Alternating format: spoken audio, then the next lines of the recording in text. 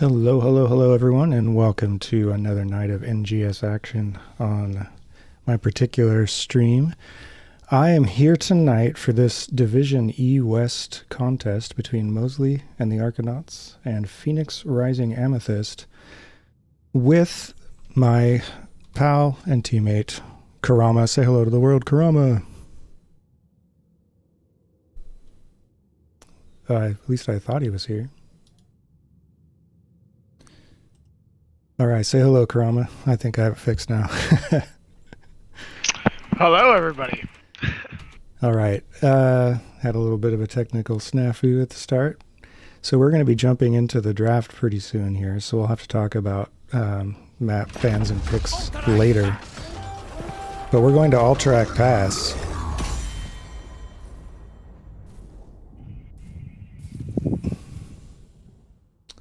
And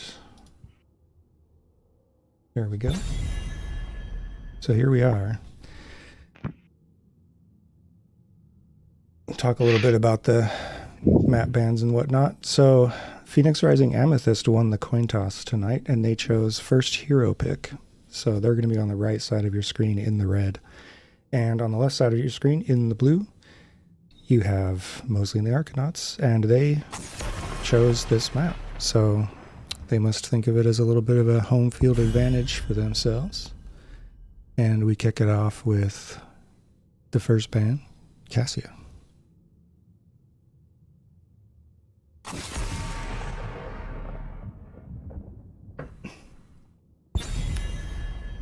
Followed up with May from Mosley and the Arconauts.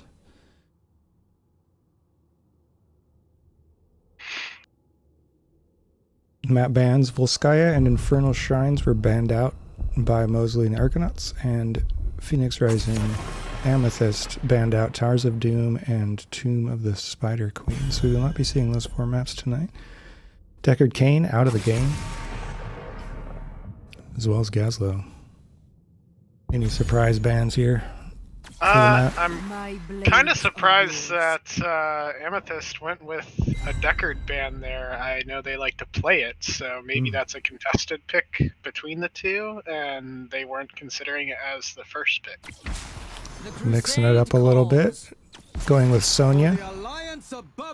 The response, Anduin and Johanna. Are we going to see the Falling Sword Light Bomb combo? Are we going to see it? That's the question. We've had Johanna Anduin in previous casts of ours. No combo as you described it, though. Maybe tonight. We will fall. Varian and Li Ming. Li Ming very nice on the map for that delay on the objective. Not sure how I feel about the Varian, but we'll see if Mosley and the Arconauts get any good counters to that taunt and are able to sort of live through it. It's going to give them a bit of a slow start with the Varian, right? You have to wait till 4 to really have him come online. So yeah, but once level 4 hits, it's hunting time with that Varian, so expect heavy rotation and a lot of ganks. Alright, Stitch is removed from the game. It's not a ban we see every day. I feel like he's a little underrated. I think his underratedness comes from his lack of easy to land CC, but he's got a lot of sustain and some pretty massive slows, so if you're looking to control a point with him like Volskaya, Stitches can actually be pretty darn good. Well said. Final ban of the first game in our best of 3 series. Orphea, or as I've heard it pronounced, Orphea. And Vala Yrel. That's an interesting rotation. Vala isn't the most heavily played assassin, so I'll be interested to see what she does in this match. Li Ming might be a tasty target for her. Vala is capable of putting out a lot of damage. It's also a nice pickup for taking the middle camp on this map as well. Yeah, I love Urel in terms of messing with backline. Victory above all. Blaze Stukov.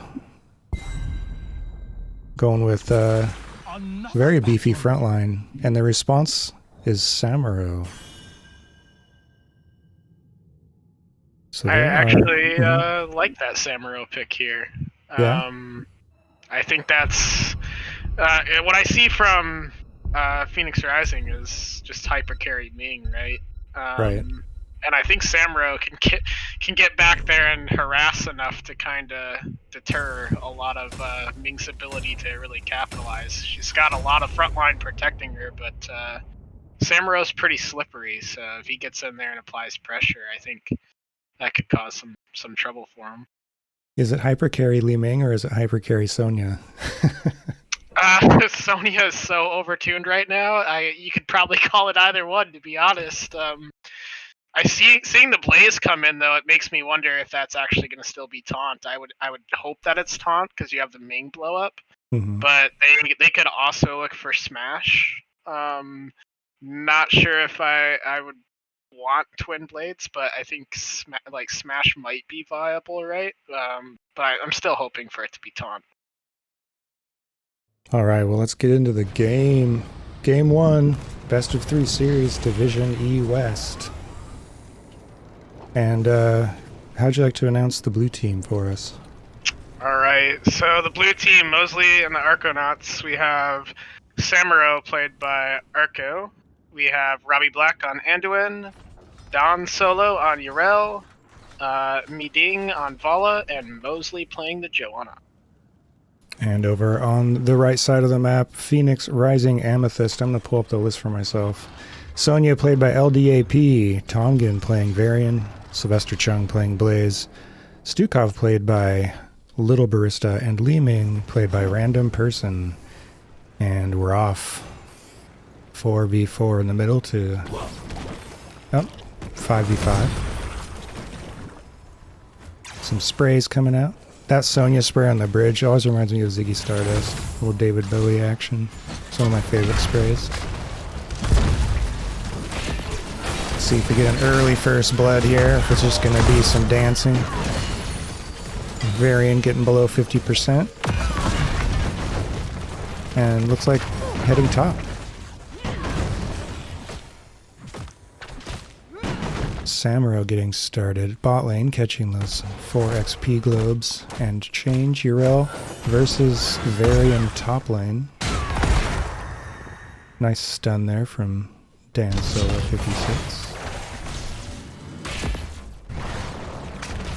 Camps are up. Both teams, well, blue team is a little bit ahead in terms of starting that camp. Red team, they're also on top of it. What do you think of the bot lane matchup? I think that's pretty much stalemate, right? I don't think Samuro can ever really apply enough pressure to Blaze, and I don't think Blaze can ever really apply enough pressure to Samuro, so probably a pretty boring lane for them. Alright, both camps taken. So we can expect 3v3, clean that up before the objective starts. Let's check out top lane. Tongan having a little bit of trouble. Down to just 2.5 squares of health. Urel having a good old time up there.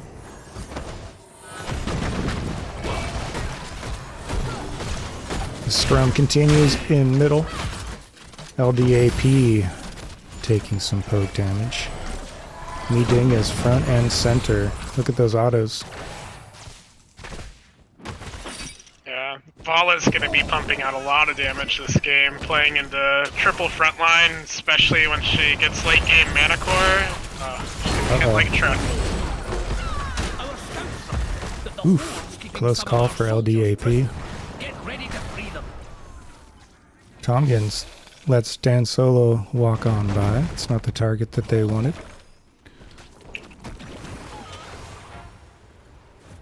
We do have a taunt variant, so that's confirmed. They have the infamous... Oh, they have possible pick here with the taunt silence combo. Urel's just a little too tough for that. Meanwhile, Mosley... Go ahead. They get that kill.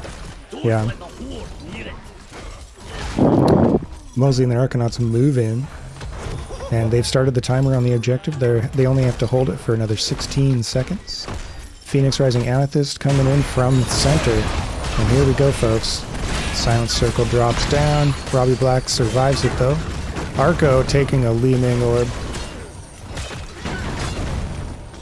Was able to walk away. Some good damage there on the side of Amethyst, and they're able to stop the channel. I did notice that Li Ming spec'd into Orb on level 4 over the Dominance, so we'll see if they continue with that Orb build, or maybe they're just picking that up on 4 to have extra poke. Arco's messing around with the backline of the red team. There's a nice stun from Urel. Arco's still sharking around. We have some low health bars scattered between these two teams. No nice stun from Urel. Silent Circle temporarily gets something done. Mosley has to pop Iron Skin, but it's going to be Sonya. First blood goes over to Mosley and the Arconauts. Sonya. There was a nice taunt earlier in that fight as well onto the Samuro that kind of forced him to have to leave and not be able to come back. Yes, good point. That's going to result in an objective secured by your blue team. So these 3 lanes are going to have these raiders marching down them from left to right. What kind of value would you be looking to get here out of this first objective? I would say shove mid pretty hard while still making sure you catch the soak in the other 2 lanes. So probably 1-1-3 with 3 people shoving mid lane. Take out the mid fort and the mid well. It kind of gives you pretty decent control over both objectives. Well, we're seeing quite a different alignment for this one from these 2 teams. Oops, Sylvester Chung had to slide away. Mosley and the Arconauts chose to push bottom lane, and they do kill that fort. Sonya was able to clear mid pretty easily. Yeah, go ahead. Pushing the off the side lanes isn't a bad option either, because it opens up that win condition for boss later on. Yeah, that's a good point. So both teams still have a healthy set of structures in the middle of the map. Although Mosley and the Arconauts are moving in, they have 4 heroes looking to do some siege. There's a taunt onto Samuro. Arco getting caught. And it's going to be the map that gets credit for that kill. But Phoenix Rising Amethyst even this out. 1 kill apiece. XP's very close. They want to invade here before 10s are achieved by the blue team. And there's a taunt, and there's a dead Anduin. Very nicely done. Recognizing that the other team was about to hit 10, they took the engage right when they needed to. Blessed Shield coming out. Yeah, now PRA has maybe a little bit of an XP lead, ever so slightly. Yeah, that was a lovely move.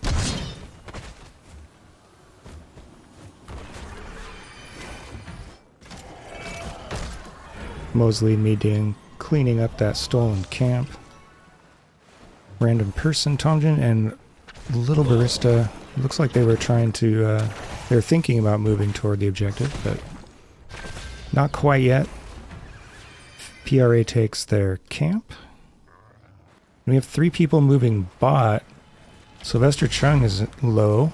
Arco, can they catch Arco again? Not this time.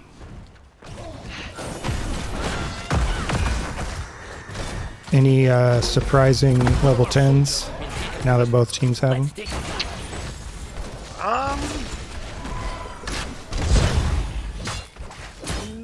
Not too much that's interesting. I would say Strafe from the Vala. I see that less often than Rain of Vengeance. Usually you're looking for the follow-up CC, but given the CC that they already have, the extra damage may be useful. Urel. Sorry, Urel's about to get picked there. Popped her ultimate.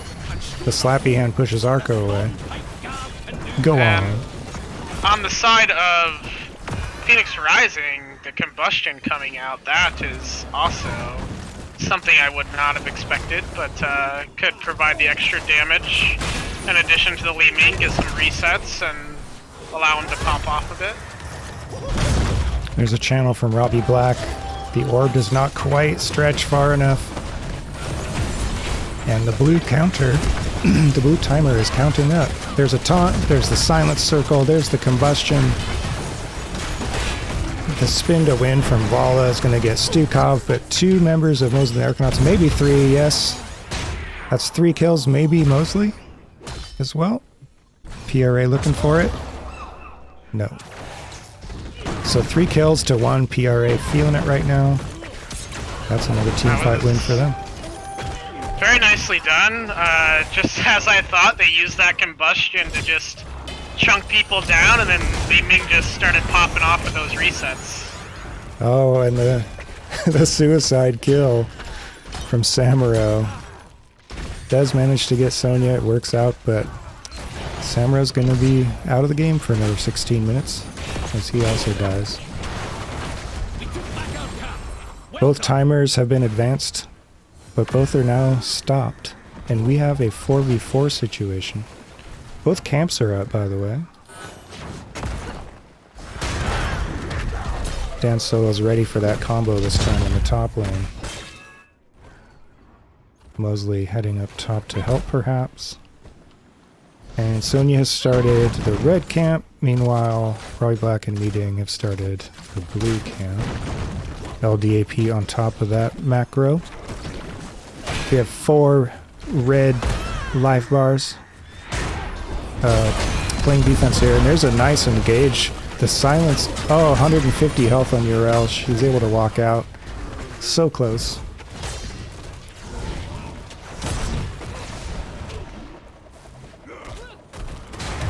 Arco seems to be doing a nice job with annoying PRA with that Samuro.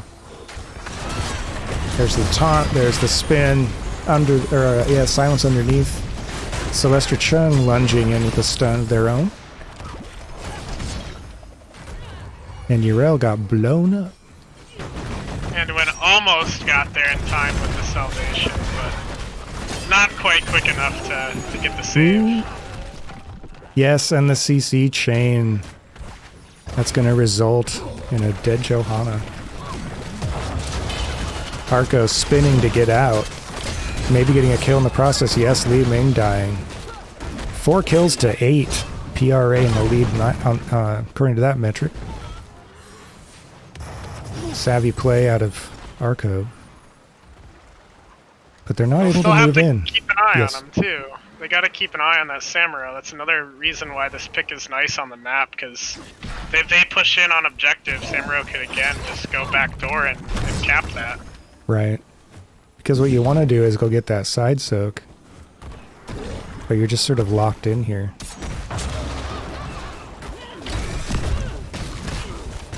Clone's taking up a lot of attention there.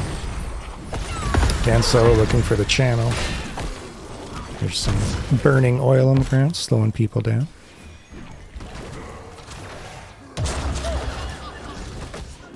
And this is just full-on defense from Phoenix Rising Amethyst. Out comes the Varian taunt with the silent circle underneath. Urel with the boop again. Anduin with some protection from his ultimate. There's the slappy arm. Stukov is going to die. A combustion is able to trigger before Blaze dies. And now it's Mosley and the Arconauts winning a team fight. 2 deaths to 0, maybe 3. Go ahead. I will say the deciding factor in that fight was Mosley's Blessed Shield. Man, that was clutch. They get that taunt combo out, and an immediate Blessed Shield just shuts down all of their follow-up. And everything just turned right in the favor of Mosley and the Arconauts after that. The titular Mosley and Arco are stealing this camp, and they succeed, but not until after Tomgan and Random Person Got another kill. Finishing Vala off.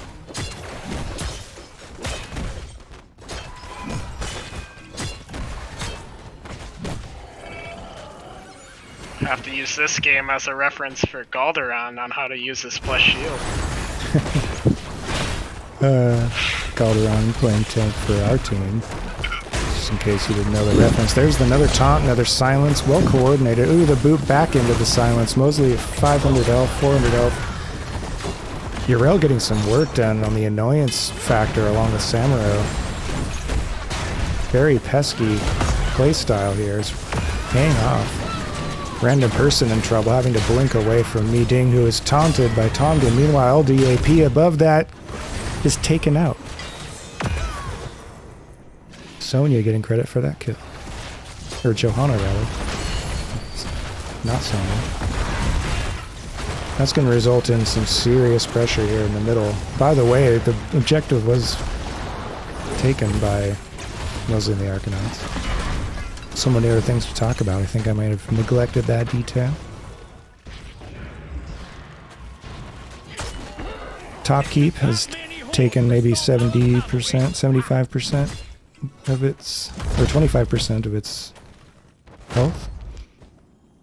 Math. It's not even math, it's just a vision, really. All right, I would have liked to see Mosley's team here rotate for the bottom boss after that. They had Sonya still dead for another 5 seconds, and they saw them all show top. But they're picking up their camp instead. That's still another good play for them. Meanwhile, though, Phoenix Rising Amethyst starting top boss, and most of the Arconauts have moved to bottom boss. They're starting it definitely after. They're going to finish after, for sure. PRA is going to secure that first. Meanwhile, Samuro is tickling middle lane. He's going to pick up some soak bot.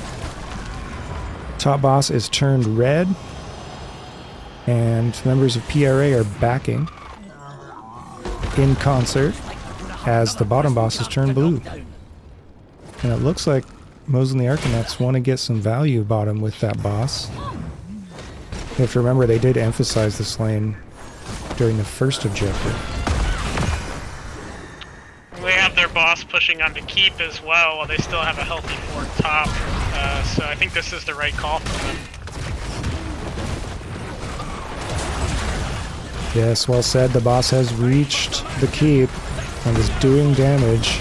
Dan Solo jumping in. The stun, there's a follow-up from Johanna. Out comes Combustion. Silent circles down. Slappy Hand as well from Stukop. Spin to Win looked like it got... Nope, it's getting some value there. Ending up with a kill on Blaze. Most of the Arconauts looking at their health bars. They decide to kind of back up there. Maybe go for that camp. Yes, they're going to take the siege camp. The boss is currently hitting core, but it will be able to heal up. And the red boss made it all the way to keep and took that structure down. There's the taunt. There's the silence. Yrel just able to get out of there.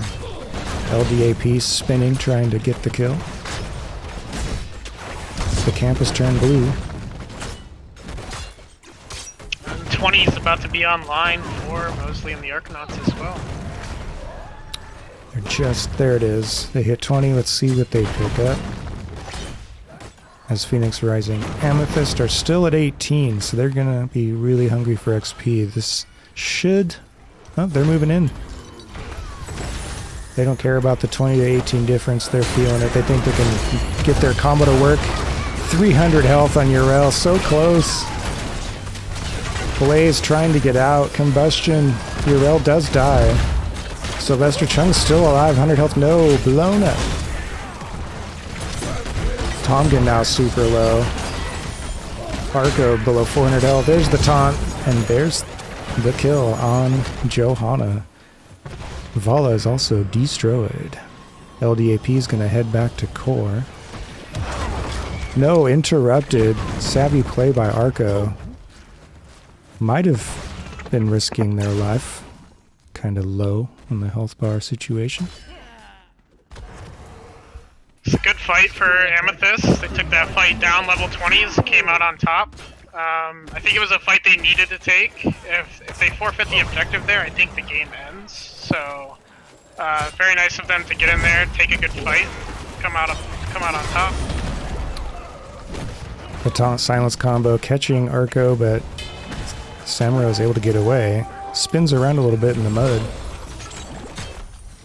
We're all 20s now, folks. 10 kills for Mosley and the Arconauts, 12 kills for Phoenix Rising Amethyst. The timer is counting up. It's counting down for red team. There's the taunt, there's the silence, there's the blow up. They do get Arco this time. 25 seconds of control remain to be acquired by the red team. Blue team is going to take their siege camp to help out with the defense. Looks like they have resigned to the fact that they're going to be defending this. This feels like a tidy little comeback from Phoenix Rising Amethyst from early game. They're definitely showing some fight here, for sure. I think it's the right call for Mosley and the Arconauts to just concede after the Samuro pick there. They don't want to go in and stagger. They still are in a pretty good spot on the map, so just prepping for the defense. And, they're definitely still in this game. Phoenix Rising Amethyst pushing bottom. They're going to go to the fort and clear that out before the raider even gets there. Blaze went back to help advance bottom lane. It's going to be a free clear top lane for Mosley and the Arconauts. Middle lane is just sort of on its own right now. Blaze looks to be moving to mid, perhaps? Yes, Sylvester Chung's moving in there. Bottom fort destroyed. And both teams are going to collide together here pretty soon, it seems like. Tomgin's sharking around looking for the taunt. There it is. Follow-up not there because the backline is in trouble. And Stukov, it's blown up. They got collapsed on there. They didn't have Blaze for that fight. Unfortunately, Mosley and the Arconauts are able to come in and take them out. Savvy move by the blue team. Getting 2 kills, and they're positioning for top boss. Samuro's finishing up bottom lane. Our raiders fought with honor and died with glory. Tomgin does not want to give that up for free. At least his positioning says, hey, I know what you're doing. At the very least. Slowly but surely this boss is going to be taken. PRA doesn't have a full team for another 15 seconds, so this should be free. Samuro causing trouble down at the siege camp. Gets the combustion to come out too. That's very nice. Yeah, it's a bit of a win to get an ultimate out for sure. For free, basically. Li Ming actually went into repulsion on 20. I don't see that very often. I usually would elect to go for Tall Rashes. That repulsion combo feels really good to hit though when you're able to, push somebody into all of your ability damage. Tomgin looking for the unstoppable on Urel. And Varian is crowd controlled. Turnabout is fair play. The orb flying through, getting some value. There's another boot from Urel.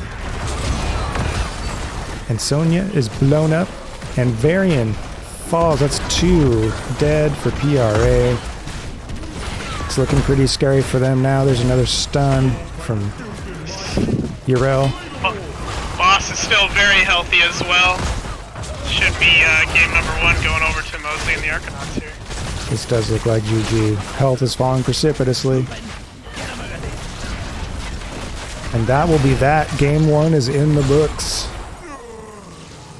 Mosley and the Arconauts going up 1-0 so far over Phoenix Rising Amethyst. GG.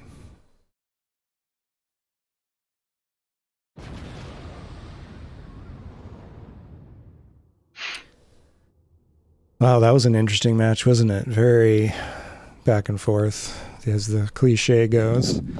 Early game, seemed to be pretty much Mosley and the Arconauts scene, but Phoenix Rising Amethyst really came back and did well, especially fighting down like in that 20-18 fight.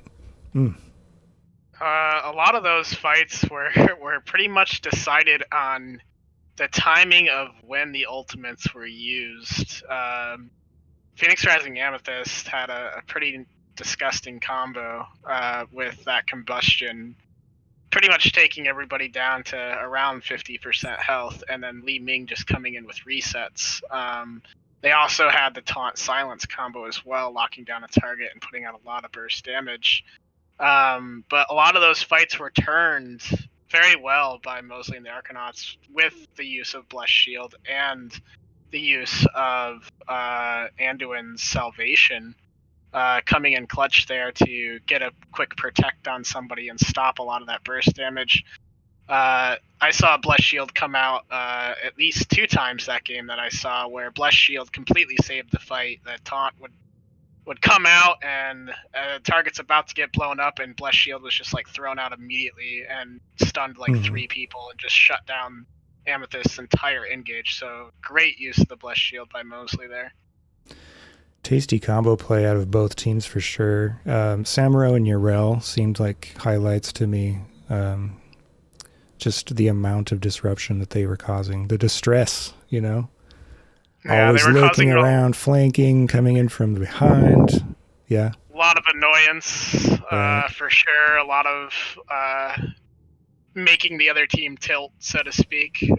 Just getting annoyed with all that harassment. Samuro doing a great job of, always giving that presence around the objective, like saying, hey, I can sneak this anytime I want because I got these clones that can draw the aggro of the minions, and I'll just cap it if you don't pay attention to me. So it's so frustrating to deal with. Some very nice play coming out there too.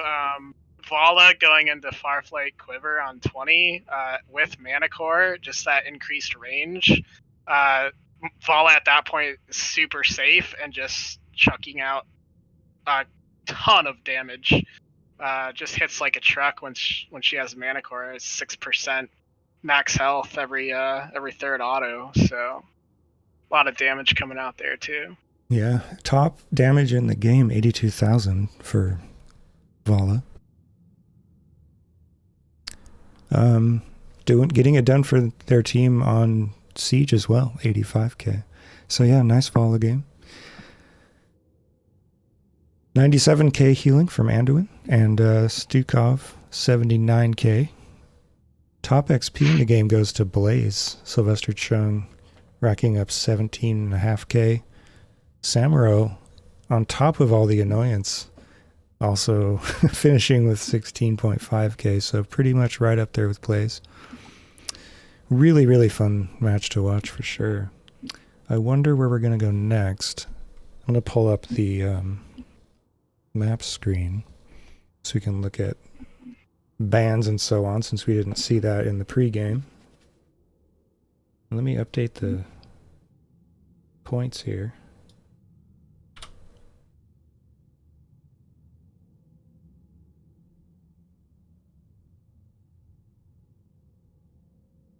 I wonder where we'll be going next, and who's going to take us there. Phoenix Looks Rising. like there is a lobby up. Oh, okay. You're right. Dragonshire, just as I asked. There it is.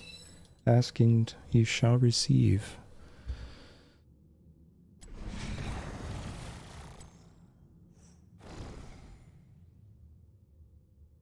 All right. So who picked them up? Okay. So Phoenix Rising Amethyst has first hero pick, so they elected for that. That means Mosley and the Arconauts are the ones taking us to Dragonshire.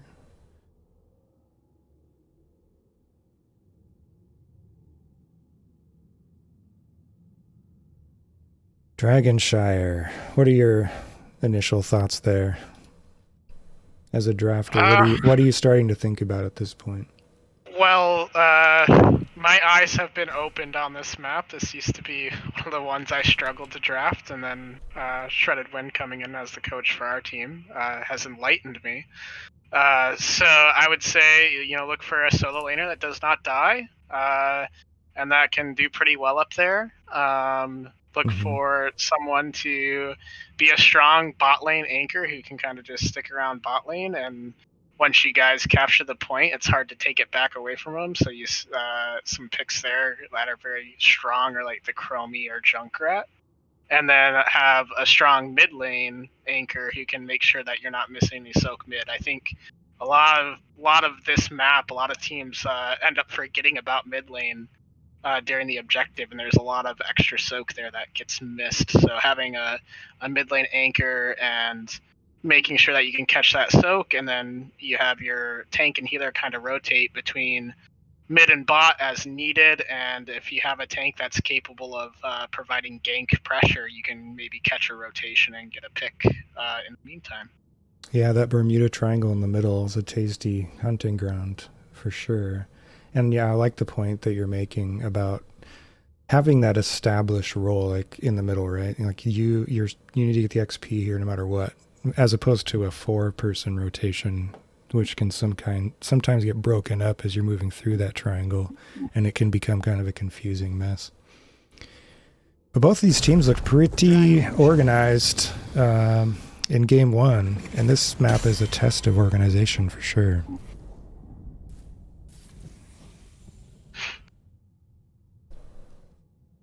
All right, so we're in. Let's go to the draft screen and get busy.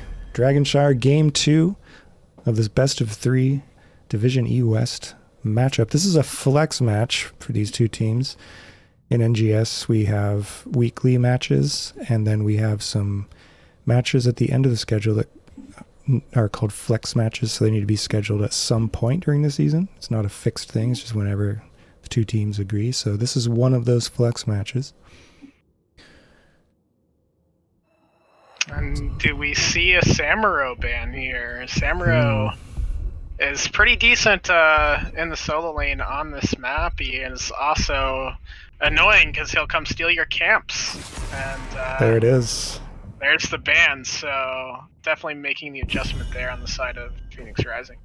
Yeah, I really love that adjustment, because especially the top camp, you do not want that to be taken. You really want to get some value out of your own camp there at the top of the map. There's May, banned again. Maybe, do you think another Urel ban? It's a different context for Urel now. She'll be more top lane instead of running around in team fights, at least for the first part of the game. Be more happy with the Vala ban, I think, or maybe a target on the heal than the Urel. Oh, there it is. So they're just getting rid of all the peskiness. Okay. But this game has a lot of other. Yeah. You can. Yeah. Yeah, I mean, they give them problems in game one. From my perspective, I would just draft something like a Malthael into it for top lane, right? And then, Urel's probably going to lose that. So, apparently they just don't want to deal with it, though, and that's perfectly fine. It did provide quite a bit of annoyance for game one. Mosley and the Arconauts leaving up the Stukov Varian combo. So that's still available.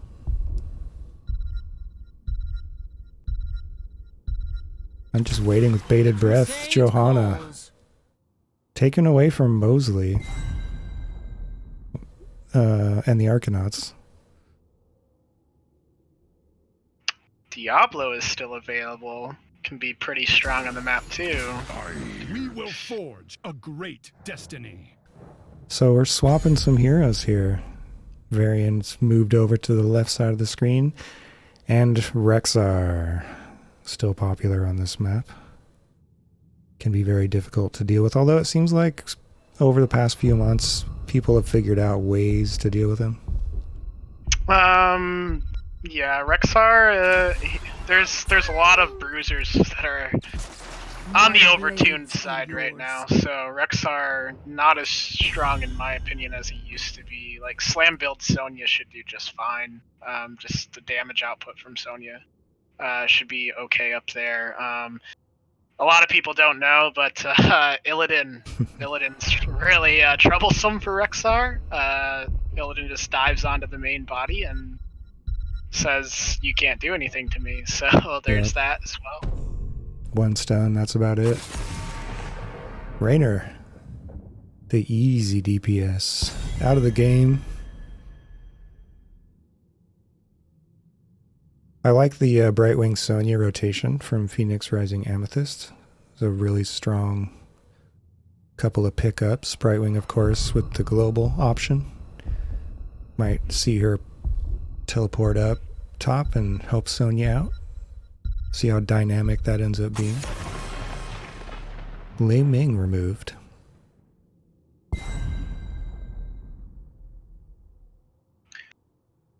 So they went for the variant. I'm expecting a Stukov here, right? That's what it's got to be. Right, like who wears it? You would think.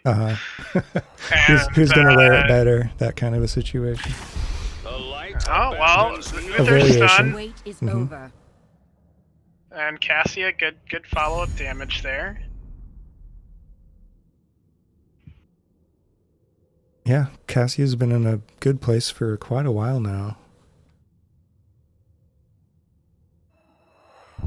Blinds are available as well from her. A lot of CC thanks to the Uther pickup and the taunt.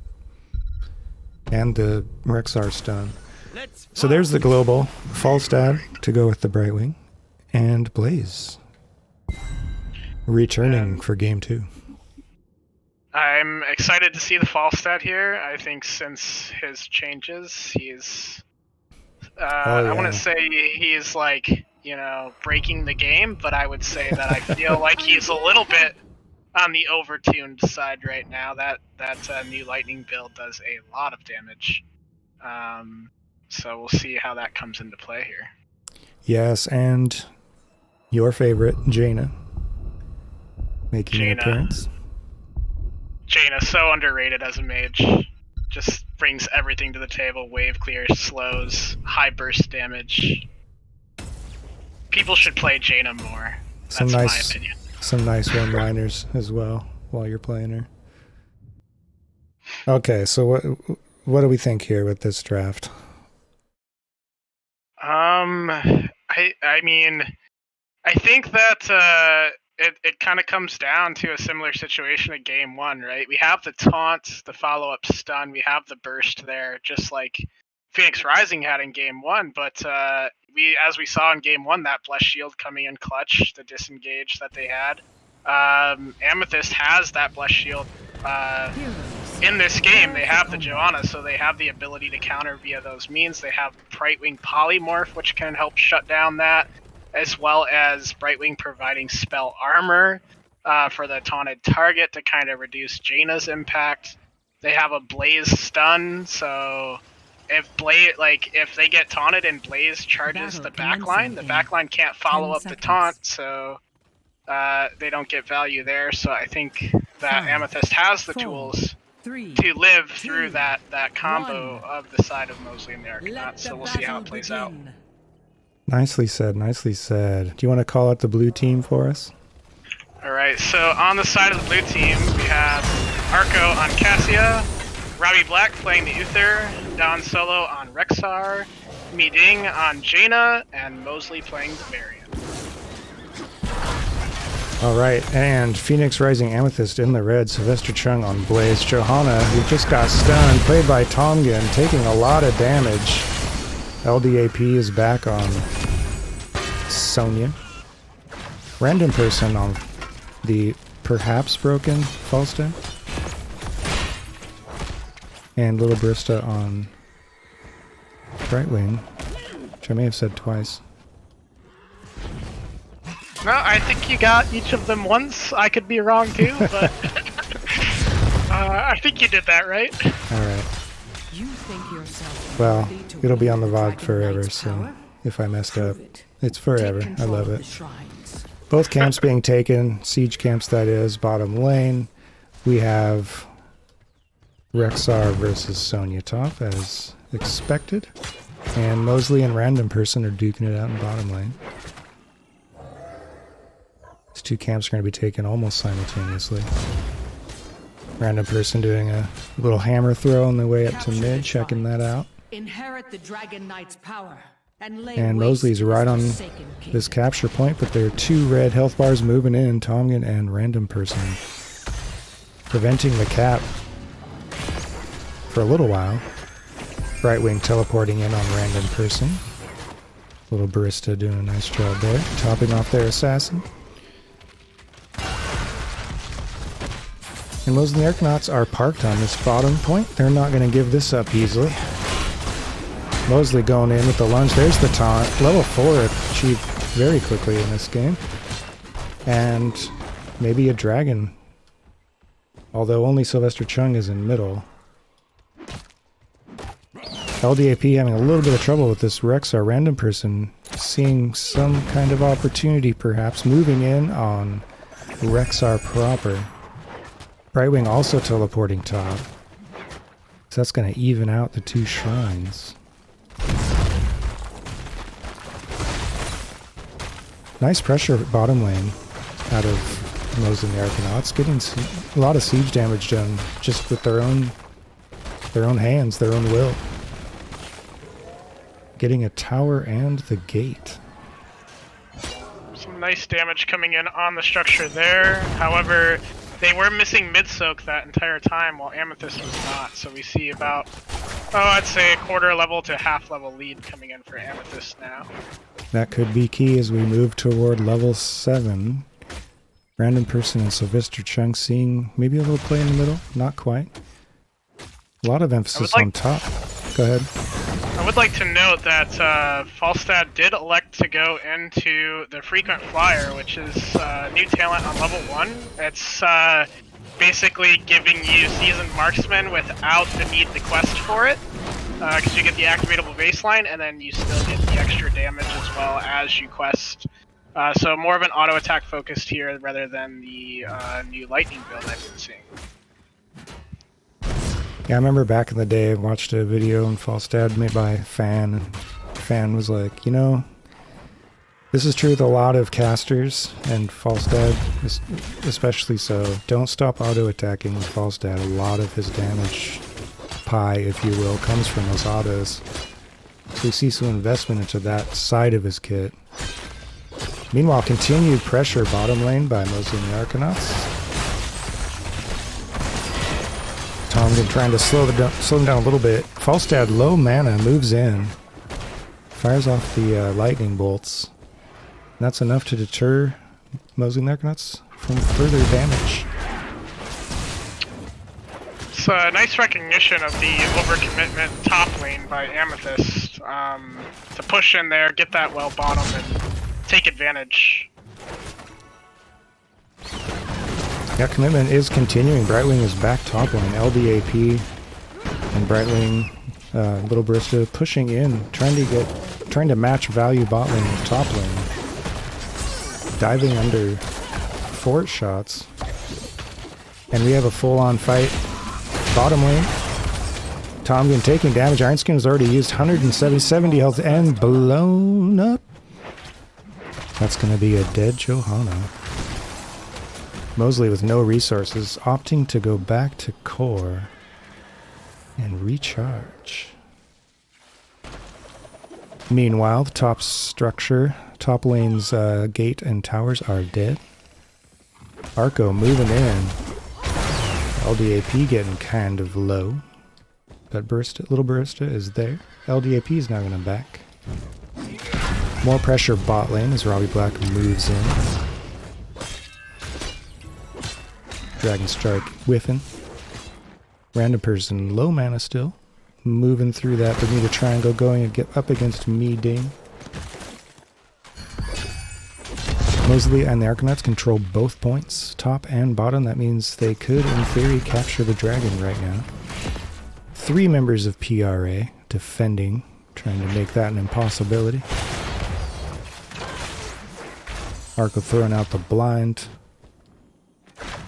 And top is no longer controlled by Rexar. LDAP fighting for that point. There's this... Oh, Blaze. off camera, dying to Cassia. Did you catch that? I did not. I was actually looking at the fight up top where Sonya secured a kill onto Misha. Surprise, surprise. Brightwing teleporting top. Yeah. Say that I'm a bit surprised by the poison spear into leap for Sonya here. I might be missing something, but I think that might make Sonya have a little bit rougher time into the Rexar. I probably would have looked for Battle Rage to get self-sustain so you don't have to spin, right? So you can hold it. That way the Rexar, if he chooses to stun you early, then you just can spin on him. And then Wrath, I think, gives you the extra damage to just kill him, but they were able to get a kill onto Misha with the leap up there, so... Ring of Frost bottom lane, meanwhile, the fort's destroyed down there by Mosley and Arconauts, and you're seeing 3v1. Tongan in trouble, zigging and zagging, slowed and blown up. 3 kills to nil. Counterpunch from Phoenix Rising Amethyst, top fort, is destroyed. Blaze back on the map, working the middle lane. Rexar is going to reclaim the top shrine. That's going to activate the dragon for the blue side once again. Comes some aggression from LDAP. Arco trying to cap it, interrupted by Sonya. Out comes Ball Lightning, getting some value. Scary moment for Brightwing. Ends in Brightwing dying. LDAP's looking to be next. Yes, that's 2 kills for Mosley and a dragon for Mosley and the Arconauts. 5 kills to nothing. They're level 13 to PRA's level 12. They're looking for a 2-0 domination. PRA trying to fend that off, take us to a game 3. Dragon Knight focused really hard on this middle structure. Sometimes we see them move to maybe top lane to get the well to help the solo laner or go bot. There's a aggression on random person and a dragon kick, sending Tongan flying. Middle fort is dead. Mosley and the Arconauts have 5 structures. PRA are down to 4. They're still looking for their first kill on the blue team. Out comes Blessed Shield. There's the fall. There's a stun, and from Blaze. So many ultimates. There's the Ring of Frost. Ball Lightning. Mosley's super low. We have 2 deaths from PRA so far. Uther dying as well, able to heal up their team. Get some of that trait value. This fight's not over, folks. I think it was highly unfortunate that Uther was the first one to die there for the side of Mosley and the Arconauts, at least if we're talking about PRA. The Uther falling there, those ghost heals, able to keep his team alive and continue the fight, turning it in the favor of Mosley and the Arconauts. Yeah, that's kind of what you want, isn't it? Because he also throws out that armor. And, I mean, it was a great engage from the side of PRA. The leap hit 3 into the combustion. Very well done. Just unfortunate that Uther was the first one to go down, because, as we just stated, that's extra sustain. Allowed him to turn it. Seems so, yes. The Bruiser Camp bottom lane is turned blue by Mosley and the Arconauts, and they're going to be looking to move mid. Teams are 2 ships passing in the night, so to speak, as PRA moves down to clear said camp. My beloved is gone. Blue team is now up on the Bruiser Camp on their side of the map on the left side. And make use of it. The red Bruiser Camp was taken. Yes. I'd expect them to get their camp here and then look to force a fight. They're up level 16. They'll have a decent bit of a window before PRA is 16 to take a fight here, so I would like to see them try to collapse on them somewhere. PRA getting some siege done at their own bottom lane, trying to even this lane up. Come the Dragon Knight and claim 3 members down there, and it looks like they're going to be able to get away safely. Not sure Misha can catch. Oh, it does. There's a stun on LDAP from the bear. There's the gust to disengage. Nice barrel roll away from the ring. Out comes combustion. Varian gets blown up pretty quickly. The Misha's down, Brightwing, teleporting onto Sylvester Chung for that heal. That tasty teleport heal. Mosley and the Arconauts kind of came into that fight a little bit split, and I don't think they were all ready and in position to take that fight, which is why we see the Varian falling first. I think Cassia falls there too, if not for that clutch D-shield coming up. Falstad flying up top to help out with the capture, and red team does turn it red. PRA also getting some siege done. Bottom lane, that should be a dead fort for them. Now there's a heavy investment top lane from the blue team. They see some potential and they get it. Falstad blown up very quickly. Sylvester Chung in trouble. That's going to be 2 kills for Mosley and the Arconauts. So just like in game 1, we're seeing punch, counter punch, back and forth. While that was happening, top lane, bottom lane continues to be pushed by Phoenix Rising. They do a little bit of damage to the keep structure and then they walk away. With those 2 kills from Mosley and the Arconauts, they should be able to get the DK here. Bottom lane still controlled by PRA. Arco's going to move in and cap that.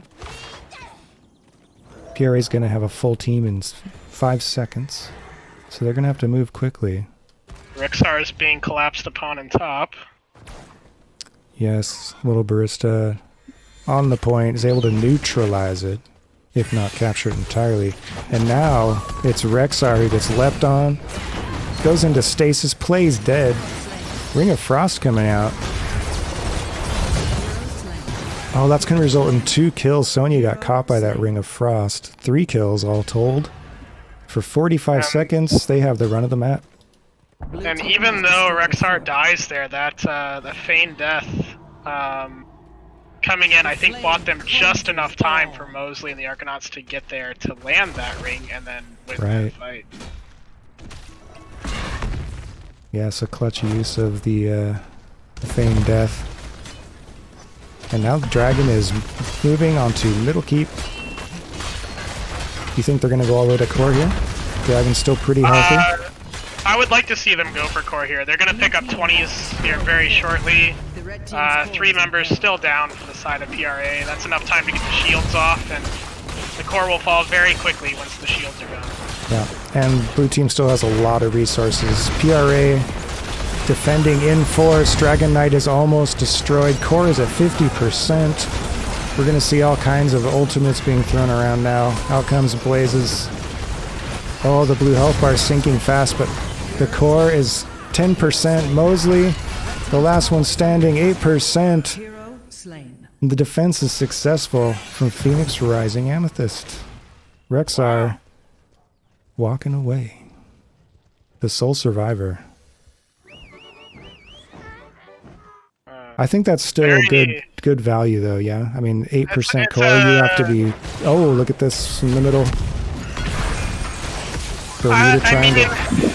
I think if Amethyst doesn't drag their feet here, they could have counter-pushed for end themselves. They already had that keep wall down bot. I would have liked to see them just run directly at it. They had 40 seconds. You get a keep there for sure with enough initiative, it seems. And they're kind of moving down there. Sonya's mid. Johanna's back at core. Moving out of base. Yeah, I mean, if I'm on the side of Mosley and the Arconauts, I see an 8% core, sure, but I also see that we just lost the game, but Amethyst not electing to go to bot immediately, I think, has allowed... Certainly gave them some time. And now they're going to look to reverse. Sylvester Chung caught in that ring. There's been some tasty rings this game. Blaze 50 health. Ball Lightning's going to finish off that kill. There's the taunt on Tomyun. Ball Lightning still bouncing around, still getting value. 60 health and 0 health. for Johanna. She's blown up. There's the disengaged gust, but LDAP is still caught. Does manage to get a kill. Jaina dies, but LDAP will fall. And now Mosley and the Arconauts have 4 heroes on the map, and they only have to contend with 2 heroes in red. And they're moving to Korra. They know it's only 8%. Only 2 defenders. They're saying we can finish this, and they're moving in. Hungry for the domination. It looks like they will get it. The Korra's shield is almost gone. Arco doing a little bit of dissuasion there, and the Korra is blown up. GG. 2-0 domination for Mosley and the Arconauts.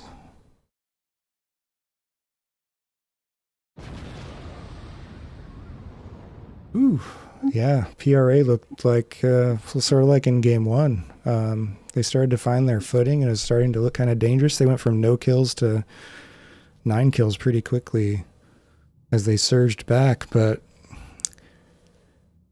yeah, maybe that post-core defense could have been played a little bit differently. Might have turned the tables in PRA's favor, but it wasn't to be. It did look like they were a little bit confused on what they wanted to do after that core defense. I think if they just mount up and go to bot immediately, they don't spend time on that siege camp. They just go to bot. They had double bruiser comp, well, double tank comp actually with Blaze, Joanna, and then the Sonya. Like, they have enough beef to just tank the tower shots, right?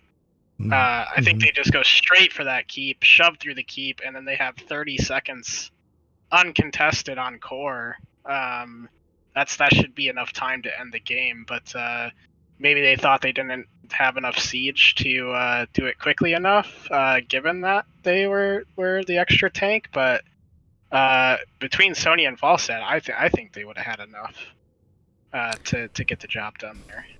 Well, we will never know, because Mosley and the Arconauts were able to be aggressive in that bottom lane as soon as they rezzed, and the rest is history.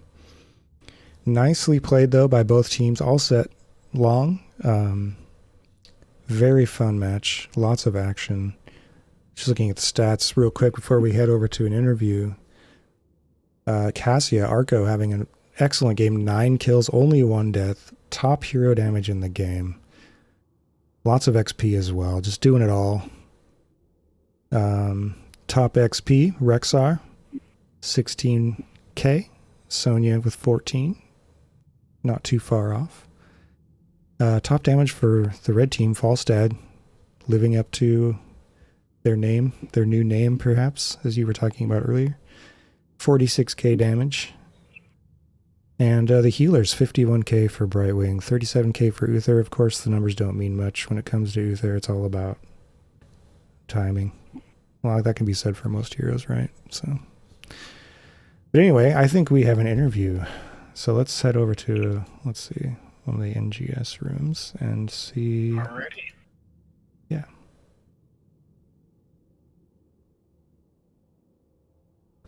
All right. I think we have Arco with us from...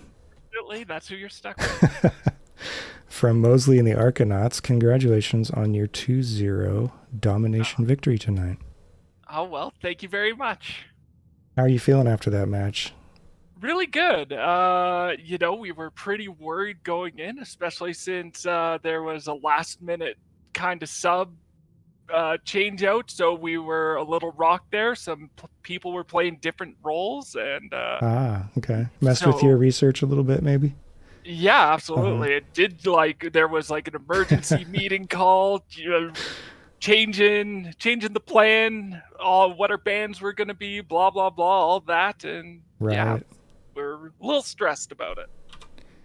Well, it seems like you made the right adjustments because you came out all guns blazing game 2. But before we get there, wondering, Karama, what do you have? You have anything from game 1 that you'd like to talk about, or like the captain to talk about? I mean, game 1 was very back and forth, it felt. There was a couple times where it looked like you guys had the game in hand, and then Phoenix Rising just landed the awesome combo, and all of a sudden your team's dead and they're back in the game. Like when you guys are in that situation where you just had got your team just gets wiped. What kind are you thinking at that point? Are you freaking out? Are you trying to tell a team, okay, stay calm, it's fine, we're gonna come back, or what's kind of going through your head at that? I was on Samro that game, and what goes through my mind is just all right, I just gotta be really annoying and buy as much time as possible. That's all I can do, and I guess it worked out, even if they got some really good combos off on me for it. But at least gave us a 4v5 to stand on instead of a 1v5. Right. Yes, you were definitely doing just that with the Samra, being very pesky, definitely keeping them on their toes. Another thing for game one,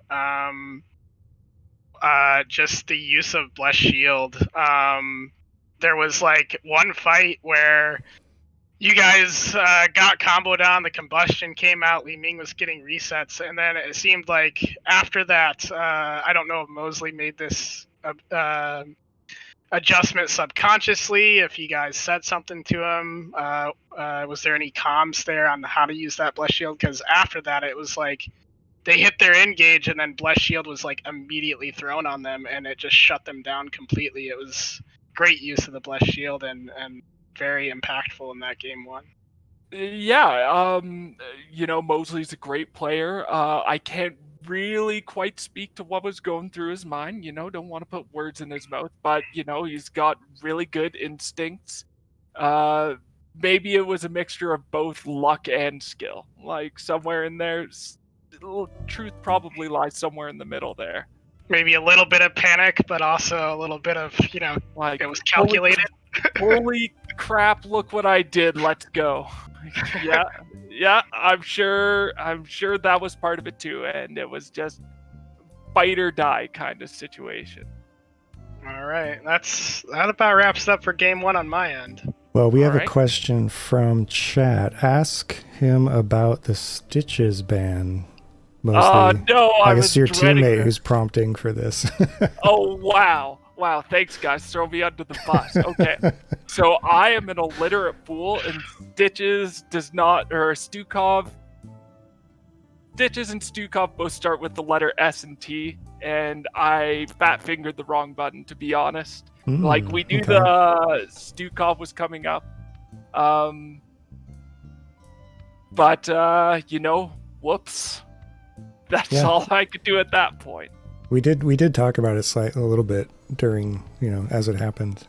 So that was pretty fun. Yeah, oh, don't worry. The truth is out there, folks. Fun. Yeah. Super fun getting roasted by the team. The second game we were talking about oh, I don't know, you think we should ban Stitches again, Arco? Oh no. Yeah. Just I'm not gonna live it down for a while, I'm sure. I guess that's where you just keep banning him, right? You're all right. Yeah, absolutely. I mean, this is the new meta. We banned Stitches and we won. That's right. What do you want? That's we'll right. Do it again. 100% victory rate right there. Win rate. Absolutely. So game one did well at the start. Then there was a bit of a dip, right? And PRA was really able to fight back into that. And then you recovered. Then in game two, you came out, like I said, all guns blazing. And then a little bit of that same sort of mid-game dip started to happen again. And I'm just curious, how did you guys deal with that in comms? How did you keep your composure to secure that instead of going to a game three? A lot of self-reassurance that this is fine. It's okay. We'll just manage. We'll just deal with it. If they have a bunch of people dealing with Rexar top, we can just race bottom faster than they can deal with Rexar, and just try and get these slow, arduous trades. Mm-hmm. And yeah, just a slow grind until we could finally, tighten the grip and seal the deal. Awesome. Well, what did you have for game two, Karama? Just a couple notes, kind of similar to how you were talking. So we saw in the D-Shire game that Phoenix Rising was applying a lot of pressure in top lane. So at that point in time, you guys elected to shove bot, which I mean I think that's a good call, right? Get the counter pressure bot lane. Was there any like conflict in comms there, or was it like an immediate snap decision? Like, oh, they're top right now, they got 3 people top, let's just shove bot. Like, what's kind of the thought process there for you guys? And no one really fought me on it. No one looked at me like I had 3 eyes or anything. So everyone's just kind of like, yeah, okay, yeah, let's do that. And we just went for it. Like, it was pretty calm. It's kind of, we've been in this situation before in other games, and we just know that, if they're all busy dealing with top, we're just going to get more value in a more important lane. All right. It's definitely viable. So I guess the other question that I would like to ask is that the first of the 2 core pushes, I noticed, I mean, it looked to me like maybe there was some prioritization more onto a team fight maybe than the core directly itself. The core lived with 8% at the time. I thought you guys were going to end there. You get wiped, and I'm thinking, holy cow, that's like the biggest throw ever. Phoenix Rising just go march through bottom keep and end the game. So as you guys die on their core, what are you thinking at that moment in time? Are you scared that they're gonna come end? Are you thinking it's over? Are you trying to like rationalize and say, wait, we still have a keep, I think we're okay? Like, how big of a moment is that for you guys? It was a pretty big moment. We were kind of like, well, dang, they're in a rough spot if we can get back up here. But this is the window they needed. If they could really ratchet up the pressure and make it so we can't get to their core, find good picks, keep us staggered. They almost got the Rexar pick around the triangle there too to just do that. And yeah, it was a little dicey. We knew that was their way back in the game, but we saw that they were split near the end.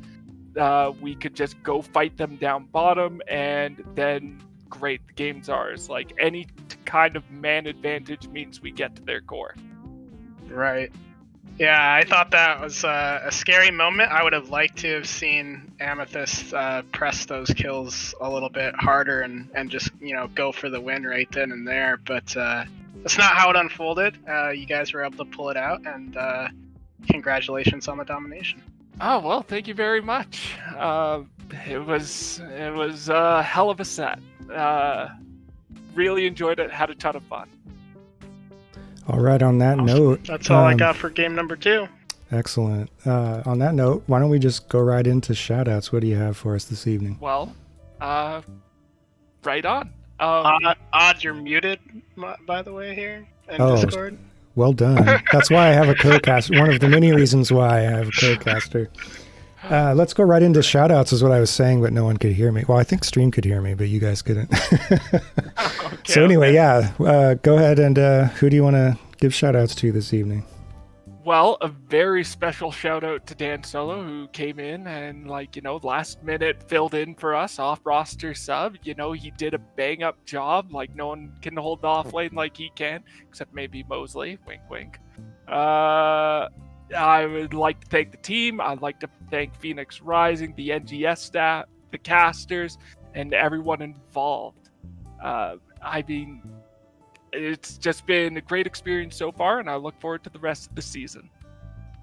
All right, authoritative, inclusive, I love it. Congratulations, as Karama said, on your 2-0 domination, and we'll be watching with interest on how the rest of your season unfolds. Okay, well, it'll be exciting, I'm sure. Thank you very much, if nothing guys. else, yeah. All right, thank you. All right, Karama, so that's going to do it for us. How would you like to, do you want to give out some info about where people can find you out in the world or what you're up to these days? Yeah, I do a little bit of streaming on the side. Not a lot, but I do play HOTS and some other various games online. I can be found at twitch.tv/Karama314. Excellent. And I'm your host, Odd Thought, the bumbling host today. Not my cleanest sheet of all time, but we got through it. Thanks again, Karama, for joining me. Excellent insights, as usual. And thanks to all of you for joining us for this cast, for this Division E West matchup between Mosley and the Arconauts and Phoenix Rising Amethyst. It's going to be the former with the 2-0 domination over the latter. And yeah, that's going to be it for us tonight. Thanks for watching. And thank you especially to Galderon for the Prime sub, and also a herd of Wookiees with the Prime sub, second month in a row. So thank you very much. And thanks for watching. We'll be back in the future with more NGS. See you then. Galderon did redeem Cast a Hots replays. So... Oh, well noticed. Okay, well that's going to be coming up then on this very bat channel. So thanks, Calderon. That's going to be fun to do. I wonder, actually, I'll just ask you, like, what replay you want me to do, and I'll do it. Maybe Karama will even join me for that, too. Who knows? I'll rope you into it. Maybe. Maybe. We'll see. But, yeah, we'll definitely do that the next day or two for sure. So that's cool. Thanks again. Thanks a lot for that. Thanks for watching. I've been Odd Thought, and you have been Karama, and this is the stream. See you later.